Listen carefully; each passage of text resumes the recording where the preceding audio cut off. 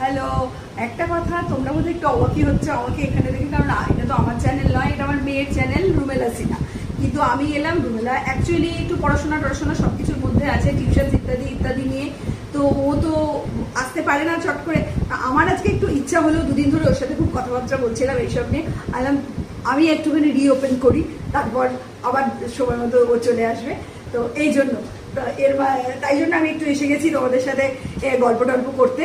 শোনো না, এই জিনিসটা রাইস নুডলস, মানে আমরা তো নর্মালি নুডলস বলতে ময়দার যে সরু সরু নুডলস সেগুলোই আমরা চাউমিনে ইউজ করি, কিন্তু এইটা স্পেশালি দেখো, এটা হচ্ছে রাইস নুডলস। এরকম দেখিনি, আমার বেশ মজা লাগে। আর খুব মানে এর আগে একবার আমি ইউজ করেছি, জিনিসটা অ্যাকচুয়ালি বেশ শক্ত, চেহারাটা বেশ সুন্দর। যাই হোক, এটা এখন আমার কড়াইয়ে আসবে। এটা খাবেন মিস রুমেলা, বাবা মিস রুমেলা বিশেষ নুডলসের ব্যবস্থা।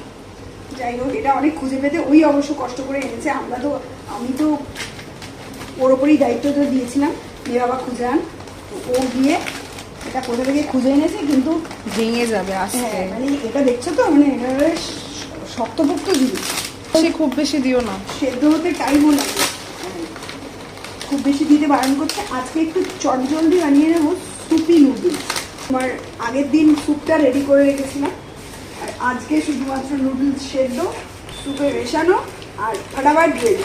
হ্যালো, আবার এসেছি তো সুপি চাউমিন, চটজলদি সুপি চাউমিন, মানে কোনো ছাড়া, নিয়ম ছাড়া, পরিশ্রম ছাড়া সে রেডি হয়ে গেল সুপি চাউমিন।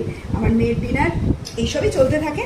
আমার বাড়িতে এরম গল্প তুমি প্রচুর পাবে, প্রায় প্রতিদিন রাত্রেই এরম ধরনের চলে। তো যাই হোক, রেডি। তোমরাও তোমাদের বাচ্চাদের বানিয়ে দিতে পারো। এই আর কি। এবারে গুড নাইট করে দিই, এবারে আমার খাবার পালা। ওকে, টাটা।